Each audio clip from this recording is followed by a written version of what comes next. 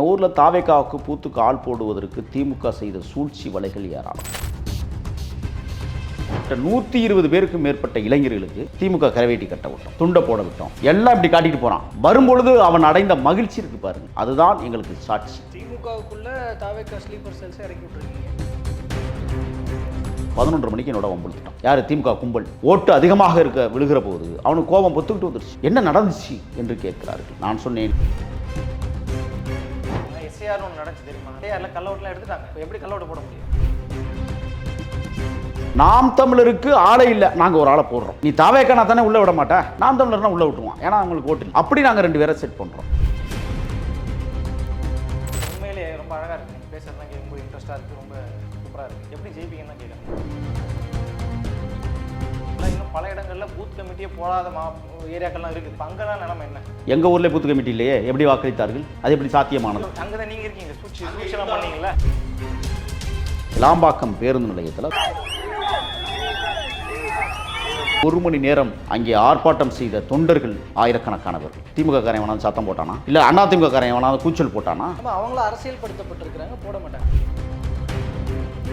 நாங்கள் யாரிடமும் கை கேட்கவில்லை, ஆனால் அவர்களாகவே கை கொடுத்தார்களே, அதுதான் எங்களுக்கான வாக்கு. நாங்கள் கண்ணு முன்னாடி பார்க்கிறோம். தைரியமா நிற்கிறீங்க, வாழ்த்துக்கள் கூட சொல்லிட்டு போயிருக்காங்க. இல்லை, அதில் லாஜிக்கலாக ஒன்று கேட்போம். இப்போ நீங்கள் போதிய பேருந்துகள் விடலைன்றீங்கல்ல, அப்போ நிறைய மக்கள் வர முடியாமல் இருக்குது, இப்போ நிறைய பேரை தடுக்கிறாங்கன்றீங்க. ஏன் அதில் திமுகவோட வாக்குகள் பறிபோவாதா?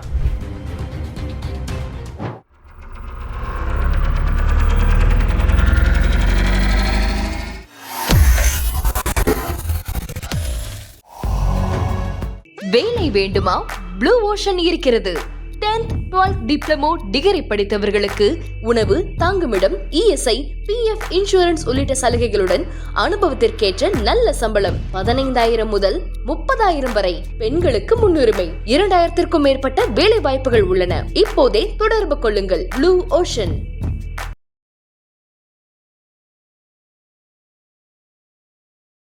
தமிழ் நேயர்கள் அனைவருக்கும் அன்பு வணக்கம். இன்றைய சிறப்பு நேர்காணலில் நம்மோடு இணைந்திருக்கிறார் தமிழக வெற்றிக் கழகத்தினுடைய செய்தி தொடர்பாளர் திரு முகில் அவர்கள். அவரிடம் தேர்தல் முடிந்த பிறகாக ஒரு முதல் முறையாக நிறைய விஷயங்கள் பேச இருக்கிறோம். பேசலாம். வணக்கம் சார். வணக்கம். நல்லா இருக்கீங்களா?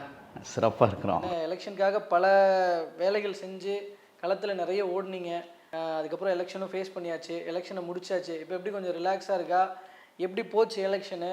நீங்கள் என்னென்ன விஷயங்களை கவனிச்சிங்க இந்த எலெக்ஷன்? களம் இன்றும் ஓய்ந்தபாடில்லை, ஓடிக்கொண்டே இருக்கிறோம். தலைவர் அவர்கள் உன்னிப்பாக கவனித்து கொண்டிருக்கிறார், இயக்கி கொண்டிருக்கிறார். நான் பார்த்த பல கிராமங்கள், பல ஊர்களில் சிறப்பு பேச்சாளர். அதில் ஆவடி தொகுதியில் நான் பேசிய பேச்சு எல்லோரையும் ஈர்த்தது என்று சொன்னார்கள். அங்கே இருக்கிற அமைச்சராக இருந்த நாசரை பற்றி நான் சில தகவல்களை வெளியிட்ட போது மக்கள் ஆர்வரித்து கொண்டாடினார். அதேபோல் டி நகர் தொகுதியிலே எங்களுடைய பொதுச் செயலாளர் ஆனந்த் அவர்களுக்கு நான் செய்த பிரச்சாரம் கிட்டத்தட்ட 4 நாட்களாக அவருடன் இருக்க வேண்டிய ஒரு தேவை இருந்து களப்பணியாற்றி இருக்கிறேன். எண்ணற்ற ஊர்களை பற்றி பேசலாம். குறிப்பாக என்னுடைய தொகுதியான திருமயம் தொகுதி, நான் வாக்களித்த தொகுதி. அங்கே நான் கண்ட விடயங்கள் என்னவென்றால் நிறைய பேசலாம். அதை பற்றி சாப்பாடு இல்லை, மக்களை போய் பார்க்கணும், இருசக்கர வாகனத்தில் போய் ஒவ்வொரு ஊராக பார்த்து பேசிகிட்டு இருக்கோம். அப்படி நீங்கள் பண்ண பிரச்சாரம் அது எல்லாமே பலன் கொடுத்துருக்கிறதா பார்க்குறீங்களா? நிச்சயமாக, கண்டிப்பாக. எப்படி நான் அதை பார்க்குறேன்னு சொன்னால், இன்னைக்கு எங்கள் தொகுதி 82.16% வாக்குகளை, மொத்த வாக்குகளை இந்த தொகுதி பெற்றிருக்கிறது. காரணம், அந்த தொகுதி ஒரு முன்னாள் அமைச்சர் ரகுபதியினுடைய தொகுதி. அமைச்சரை எதிர்த்து எங்களுடைய கள வேட்பாளர் சிந்து என்கிற சிந்தாமணி கடுமையாக உழைத்திருக்கிறார். நாங்கள் உழைத்ததும் அவர்கள் உழைத்ததும் கண்ணுக்கே தெரியாது. எங்கள் வேலையை நாங்கள் செய்து கொண்டே இருந்தோம், அவர்கள் வாக்க அவங்க வேலையை செய்து கொண்டோம். கல்லுடைக்கும் தொழிலாளர்கள் முதல் உரல் செய்கிற உழைப்பாளர்கள் வரை நாங்கள் போய் பார்த்தோம். இதில் நாங்கள் அறுவடை செய்தது தான் மிக முக்கியமானது. எங்கள் ஊரில் மிக பிரசித்தி பெற்ற கிராமம் தாஞ்சூர்னு ஒரு சின்ன கிராமம், அரிமளம் ஒன்றியத்தில். அங்கே மாவட்ட செயலாளர் திமுக சொந்த ஊர், ஒரு பரம்பரையாக பொண்ணு எடுத்து பொண்ணு கொடுத்த அந்த ஊர். நடிகர் கருணாஸ் வேணா சொல்லாமல் இருக்கலாம், நான் சொல்லலாம், அவரும் அந்த ஊரில் தான் பிறந்தார். ஆக ஒரு அரசியல் ஆளுமை மிக்க நிறைந்த கிராமம் அந்த கிராமம். 1800 வாக்குகளை கொண்ட ஒரு பஞ்சாயத்து. நான் ஏன் அதை குறிப்பிட்டு பேசுகிறேன்னு சொன்னால், ஒரு பானை சோற்றிற்கு ஒரு சோறு பதம் என்பார். அதை வைத்து தான் நான் பேசுகிறேன். என் ஊரில் தாவேக்காவுக்கு பூத்துக்கு ஆள் போடுவதற்கு திமுக செய்த சூழ்ச்சி வலைகள் ஏராளம். முதல்ல என்னுடைய சொந்த உறவுக்கார தம்பி, பக்கத்து வீடு, அவன் பேர் கலைப்பழனி. அவன் வந்து பார்த்தீங்கன்னா பூத்து ஏஜெண்டாக நாங்கள் போடுறோம். மக்கானால் வந்து அண்ணே என்னால் போக முடியாதுங்கிறான். ஏண்டான்னு கேட்டேன். ஏன்னா எனக்கு 5000 ரூபா காசு கொடுத்துட்டாங்க. சரிடா. அவன் எப்போ பார்த்தாலும் என்ன செய்வான்னா ஊர்லேயே அவன் தான் பிரச்சார பீரங்கியே தாவைக்காவில். அவங்க அம்மா பிறந்தது வந்து ஒரு 6-7 கிலோமீட்டருக்கு அப்பால் இருக்கிற மேல்நிலைப்பட்டி அப்படிங்கிற ஒரு ஊர். அந்த ஊரில் தான் ஒன்றிய செயலாளர் திமுக இளையராஜான்னு ஒருத்தன். இது எப்படி கையாளுறாங்கன்னு சொன்னால், இவன் வந்து சும்மா சென்ட்ரிங் வேலை அந்த வேலைக்கு போவான். ஏதோ அன்றாடம் வருமானம் பார்க்கக்கூடிய தம்பி. அவனுடைய தம்பி சிங்கப்பூரில் வேலை செய்யறான். இவங்கெல்லாம் சொன்னால் அவன் கேட்க மாட்டான்னு சொல்லிட்டு சிங்கப்பூருக்கு தொடர்பு கொண்டு அவன் மூலமாக அந்த தம்பியை பூத் ஏஜெண்டா போக விடாமல் தடுத்தாங்க. அவனுக்கே திமுக வேட்டி கொடுத்து திமுக துண்டை கொடுத்தாங்க. அடுத்து பார்த்தீங்கன்னா எங்களுடைய பகுதி பொறுப்பாளர் மிக முக்கியமான நபர் தேவேந்திரன். அவர் தாவேக்காவில் பயங்கரமாக களமாடிக்கிட்டு இருக்கிறாரு. அவரோடு சேர்ந்து ஒரு சில தம்பிகள், குறிப்பாக என்னுடைய தங்கையினுடைய மகன், என்னுடைய தங்கை திமுக மாவட்ட ஐடி விங், என்னுடைய தங்க பையன் தாவேக்காவில் இருக்கான். அவனை பூத்தி ஏஜெண்டா போடுறான். அப்போ அவங்க அப்பா வந்து திமுக சார்பில் பூத்தி ஏஜென்ட், இவனை போகக்கூடாதுன்னு சொல்லி உள்ளூருக்குள்ளே இருக்கிற சில ஆதிக்கவாதிகள் மிரட்டி அவனை போக விடாமல் தடுத்தான். நள்ளிரவு 11:30 மணிக்கு எங்களுடைய அந்த பகுதியினுடைய மிக முக்கிய பொறுப்பாளர், ஒன்றியத்தினுடைய இளைஞரணி துணை அமைப்பாளர் தேவேந்திரனை தூக்கி கொண்டு போய் ஆள் அரவாரம் இல்லாத பகுதிகளில் கொண்டு வச்சு மிரட்டுறான் திமுக கும்பல், ரவுடி கும்பல். ஏன் இதை நான் பதிவு பண்ணுறேன்னு சொன்னால், மக்கானாலும் அதே தேவேந்திரனும் இன்னொரு தம்பியும் உள்ள போகிறான் பூத்தி ஏஜெண்டா. பூத்து போட விடலை. நாங்கள் ஒரு ஸ்ட்ராட்டஜி எடுத்தோம் கையில். என்னன்னா, எல்லாருக்கும் திமுக கரவேட்டி கட்டியை கொடுத்துட்டான், திமுக துண்டு கொடுத்துட்டான், காசும் கொடுத்துட்டான். 1500 ரூபா. ரகுபதி கொடுத்தது 2000, இவங்க கொடுத்தது 1500. எடுத்தவன் யாருன்னு உங்க பார்வைக்கே விட்டுறேன். அண்ணா திமுக 1500 கொடுத்தது 1000, எடுத்தவன் யாருன்னு உங்கள் பார்வைக்கு நாங்கள். ஆக ஒரு ஓட்டுக்கு 2500 ரூபாய் 2 கட்சிகளால் எங்கள் கிராமத்தில் கொடுக்கப்பட்டது. அப்போ இன்னைக்கு பணம் தான் மூலதனம் அப்படிங்கிற ஒரு விஷயத்தில் அதை உடைக்க வேண்டும் என்பதிலே நாங்கள் குறியாக இருந்தோம். என்ன செய்தோம்னா ஒன்றும் செய்யல. பூத்தி போடலாம், போட வேண்டாம். பூத்தி ஏஜென்ட் யார்? 2 பேர் தான். ஓகே, பரவாயில்ல. நாம் தமிழருக்கு ஆளை இல்லை, நாங்கள் ஒரு ஆளை போடுறோம். நீ தாவேக்கானா தானே உள்ள விட மாட்டேன், நாம் தமிழர்னா உள்ள விட்டுருவோம், ஏன்னா அவங்களுக்கு ஓட்டு இல்லை. அப்படி நாங்கள் 2 பேரை செட் பண்ணுறோம். செட் பண்ணி அவர்கள் தாவேக்காவிற்காக வேலை செய்கிறார்கள், ஆனால் உள்ள அவங்க நாம் தமிழருக்கு. இப்படி ஒரு அஜெண்டாவை நாங்கள் உருவாக்கணும். ஒன்று.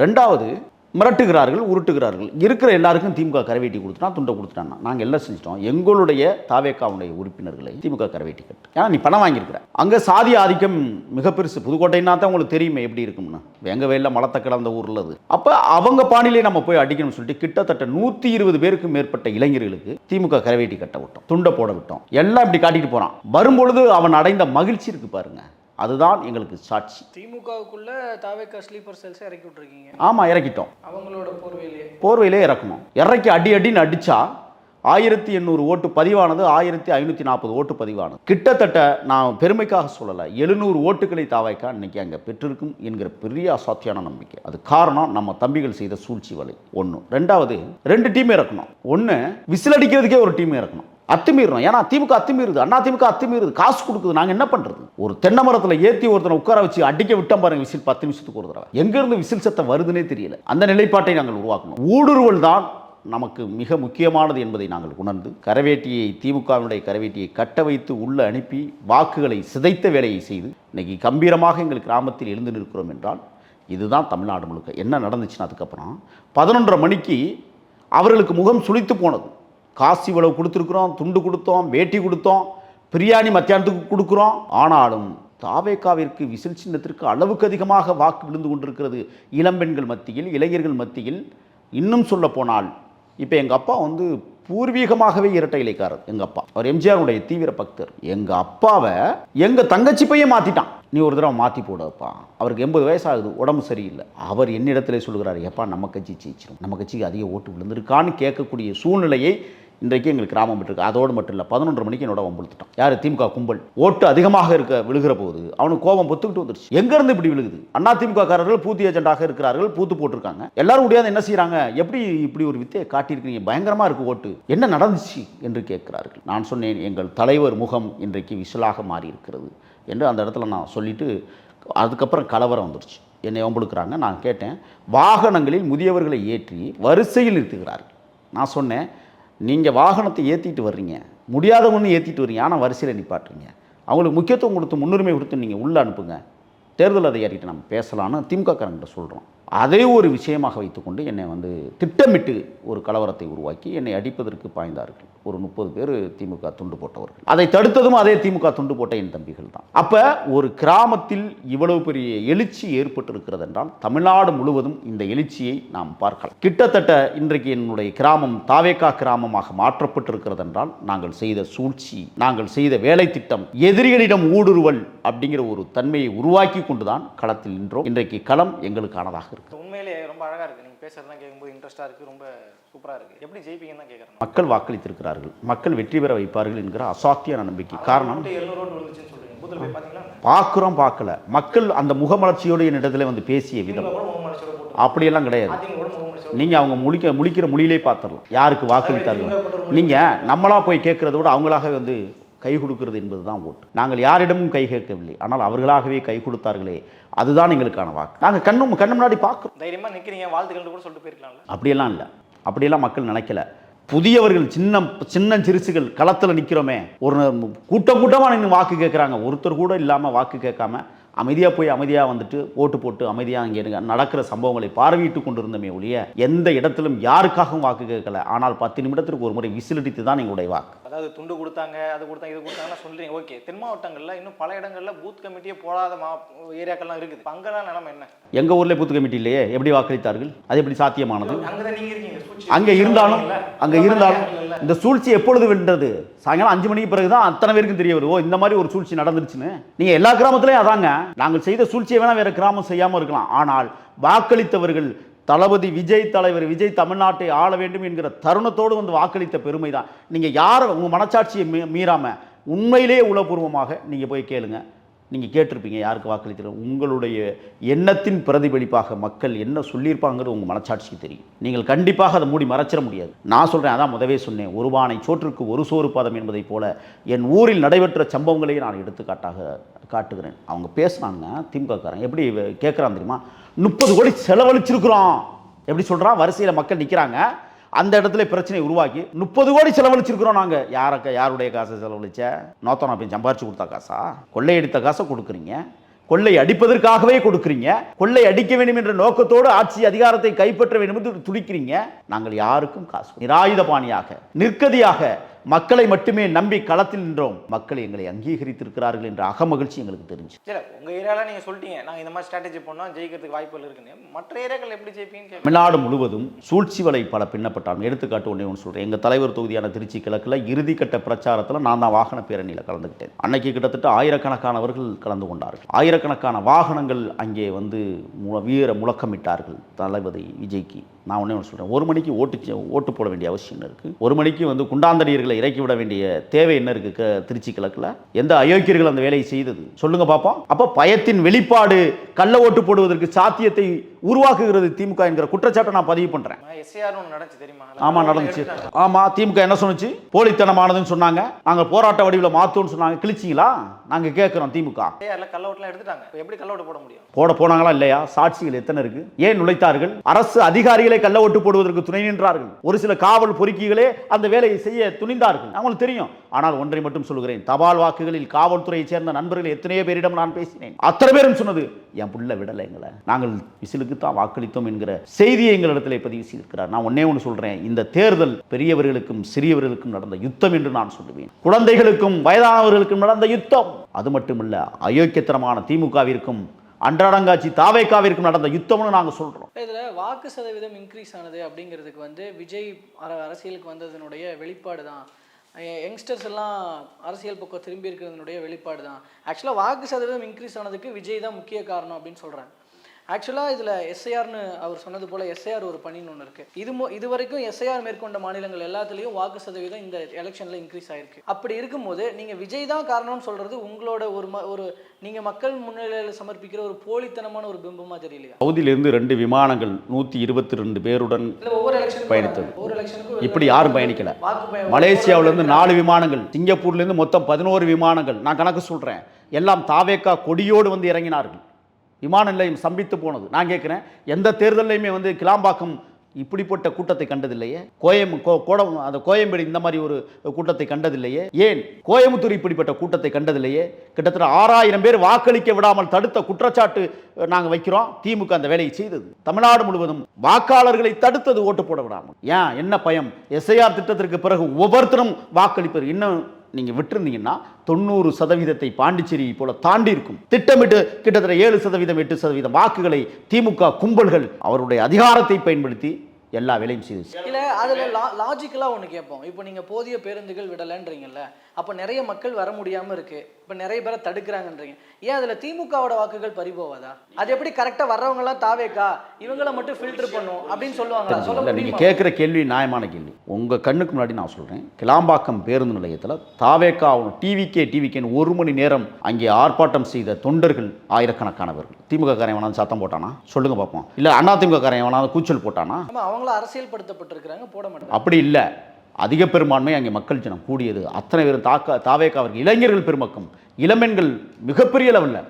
அதுக்கு பிறகு ஒன்று நான் சொல்கிறேங்க, ஒரே வண்டியில் இருசக்கர வாகனத்தில் 3 பேராக பயணித்த அவல கொடுமையை திமுக உருவாக்கி, நீங்கள் அரசு பேருந்து கிடைக்கலைங்கிறதுக்காக தனியார் பள்ளிக்கூடத்தினுடைய மஞ்சள் நிற பேருந்துகளை மக்கள் பயன்படுத்தி இருக்கிறார்கள். கூட்டமாக அந்த பேருந்துகளில் ஏறி பயணித்திருக்கிறார்கள். ஆக நீங்கள் எந்த வழியில் தடுத்தாலும் அதை உடைத்து கொண்டு தமிழக வெற்றி கழகத்திற்கு வாக்களிப்பதற்காக ஒன்று தெரியுமா? சேலத்திலிருந்து திருச்சி வருவதற்கு பேருந்து இல்லைன்னு சொல்லிட்டு தனியார் பேருந்துல, அதாவது அது வேற பேருந்து, மக்களுக்கான பேருந்தே கிடையாது, இந்த பேருந்தின் பின் கம்பியில் ஒருத்தன் 4.5 மணி நேரம் பயணம் செய்து திருச்சி வந்து இறங்கி திருச்சியில் பேருந்து கிடைக்கவில்லை என்று அவன் கத்தி கதறி அழுகிற காட்சியை பார்க்கிற போது நம்மளுக்கெல்லாம் அவ்வளோ இருக்கு. அவன் சொன்னான், 4.5 மணி நேரம் சேலத்திலிருந்து நான் திருச்சி வந்துட்டேன், ஆனால் திருச்சியிலிருந்து நான் காரைக்குடி போவதற்கு பேருந்து வசதியை ஏற்படுத்தி தராத கேடுகட்ட ஆட்சி நடைபெற்று நீ பேருந்து வசதி ஏற்படுத்தலாம் பேசுறீங்க. அப்புறம் எப்படி ஊருக்கு போனாங்க 12 லட்சம் பேர்? நான் தான் சொல்றேன். இப்ப நான் என்ன செஞ்சேன், மக்கள் வெள்ளம் வரும்னு நினைச்சுதான் 21ஆம் தேதியே நான் ஊருக்கு போறேன். அன்னைக்கு என்ன நிலைமைனா, ஒரே ஒரு விஷயம், அதிகாரிகள் எப்படி இருக்கிறாங்கன்னு நான் சொல்றேன். கண்கூட பார்த்த விஷயம், 21ஆம் தேதி இரவு, 20ஆம் தேதி இரவு நான் வந்து திருச்சிக்கு போறேன். 21ஆம் தேதி அங்க வந்து தலைவருடைய தொகுதியில் பிரச்சாரம். இரவு 10:15 மணிக்கு நான் போயிட்டேன். ஆனால் 1 மணி எழுதி பேருந்து இல்லை. நான் கேட்குறேன், என்னங்க பேருந்தே காணோம்னு. சார் எங்களுக்கு இந்த வந்து மஞ்சள் பேருந்துக்கு தான் சார் நாங்கள் பேச முடியும், வெள்ளை பேருந்துக்கு நாங்கள் பேச முடியும். வெள்ளை பேருந்தே விடவில்லை. திருச்சிக்கு கூட அவ்வளோ தூரம் முடக்கி வச்சு நான் சொல்கிறேன், ஒரு குற்றச்சாட்டை வைக்கிறேன். 364 பேருந்துகள் இயக்கப்படாமல் இருந்ததின் மௌனம் என்ன, மர்மம் என்ன? இது கிளாம்பாக்கத்தில். கோவையில் 192 பேருந்துகள் இயக்காமல் ஏன் இருந்தது? சேலத்தில் 68 பேருந்துகள் ஏன் இயக்காமல் இருந்தது? திருச்சியில் 136 பேருந்துகள் இயக்கவில்லை. இது எல்லாம் கொண்டே எங்கே அடைஞ்சு வச்சு? ஏன் நீங்க வந்து அதை இயக்கல? அப்போ உங்களுடைய நோக்கம், இன்னமும் சொல்றேன், அதிகாரிகள் திமுகவின் மூளையாக செயல்படுகிறார்கள். அவர்கள் தன்னுடைய மனநிலையை மாற்றிக்கொள்வது நல்லது. நாங்க எல்லாம் குறிப்பெடுத்துட்டோம். இப்ப பேருந்துகளை இயக்காததுனால ஓட்டு குறைஞ்சிருச்சு, அப்படிதானே? ஆமா, இல்லைன்னா 93 வந்திருக்குமே பாண்டிச்சேரி போல.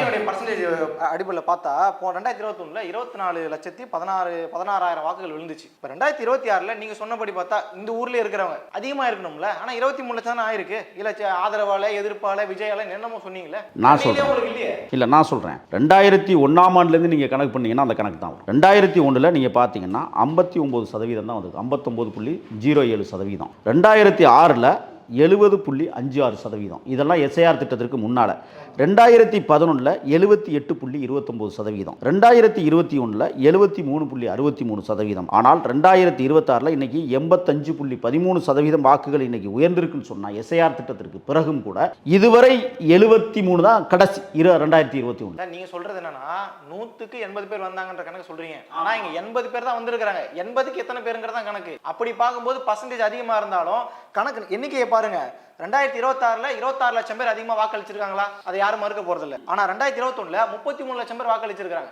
சரி, எஸ்ஐஆருக்கு முன்னாடிங்கன்னு வைங்க. அதுக்கு முன்னாடி நீங்க போனீங்கன்னா 2016ல 61 லட்சம் பேர் வாக்களிச்சிருக்காங்க.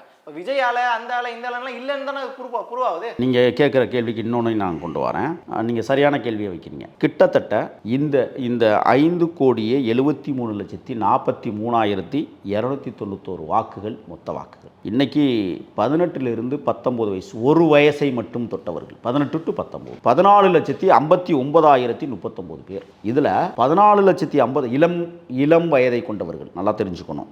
நீங்க 20லிருந்து 29 9 வருஷ வயதுடைய அந்த வாக்கு 1,07,18,457. 30லேருந்து 39 அந்த 9 வருஷம் கணக்கு பிரகாரம் பார்த்தா 1,16,13,490. 40லேருந்து 49 1,19,243. இந்த வாக்காளர்கள் இந்த 18லிருந்து 49 வயசு வரை இருக்கிற வாக்காளர்களுடைய மொத்த எண்ணிக்கை கிட்டத்தட்ட 3.5 கோடி. நாங்கள் இப்போ இந்த கணக்குக்கு வர்றோம் என்னன்னா 1.5 கோடியை ஒதுக்குங்க. இளம் வாக்காளர்கள் இவங்க எல்லாருமே இளைஞர்கள், இளம்பெண்கள் கிட்டத்தட்ட 2 கோடி வாக்காளர்களை தமிழக வெற்றி கழகம் இதிலிருந்து பெற்றிருக்கிறது என்பதை நான் ஆணித்தரமாக சொல்கிறேன். ஒன்று. ரெண்டாவது, இதில் இன்னொரு செய்தியும் நான் உங்களுக்கு சொல்லணும்னு கணக்கு பண்ணுறேன். 1,81,00,000 பேர் இதுவரை தாவேகாவுடைய அங்கீகரிக்கப்பட்ட உறுப்பினர்களை நீங்கள் அந்த உறுப்பினர்களை ஒரு 39 லட்சத்தை ஒதுக்குனா கூட 1,50,00,000 பேர் இன்னைக்கு வந்து உறுப்பினர்களாக இருக்கக்கூடிய தகுதி படைத்தவர்கள். இன்னொன்று 50லிருந்து 80 வரை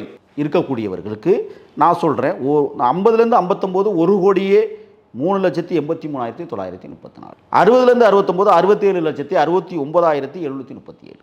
70லேருந்து 79 வரை 34,35,639. 80 வயதை மட்டுமே தொற்றவர்கள் 10,62,752. இது எல்லாமே சேர்த்தா அதில் வந்து கிட்டத்தட்ட ஒரு 2.25 கோடி வாக்காளர்கள் இருக்கிறார்கள். எங்களுக்கு 2 கோடி வாக்காளர்கள் வேண்டாம். 3/4 கோடி 75 லட்சம் வாக்குகளை பெற்றிருப்பேமையானால் இன்னைக்கு பிள்ளைங்க தான் வந்து பிரச்சாரம் பண்ணியிருக்குதுங்க. இப்போ பெற்றோர்களுக்கு நான் சொல்கிறேன், தாத்தாக்களுக்கே பிரச்சாரம் செய்திருக்கிறார். நான் அதனால தான் 50 லட்சம் தான் நான் மதிப்பிடுறேன். ஆக தமிழக வெற்றி கழகம் 2,50,00,000 வாக்காளர்களை பெற இருக்கிற மாபெரும் மக்கள் சக்தி இயக்கமாக தமிழ்நாட்டில் இன்றைக்கு ஒரு மிகப்பெரிய ஆற்றலை பெற்றிருக்கிறது என்றால் அது தமிழக வெற்றி கழகம் மட்டும்தான் என்பதை நான் உங்கள் 2 பேரிடத்திலையும் உறுதியாக சொல்கிறேன்.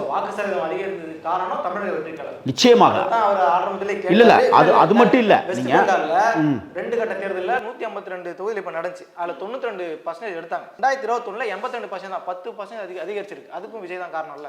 3 முனை 4 முனைன்னு குறிப்பா இந்த தேர்தல் 4 முனை இருக்கும்போது அது ஆளும் கட்சிக்கு ஆதரவாக போய் முடியும் அப்படின்ற ஒரு தியரி இருக்கு, ஃபேக்டர் இருக்கு. இப்ப விஜய் நீங்க தாவேகா வந்து நிற்பது அப்படிங்கிறது 4 முனை ஆனது அப்படிங்கிறது திமுகவுக்கு தானே ஃபேவரா போய் முடியும். நாங்க இருமுனை போட்டி என்று ஆரம்பத்திலேயே எங்க தலைவர் சொல்லியிருக்காரு. ஒன்னே ஒன்று சொல்றேன். இருங்க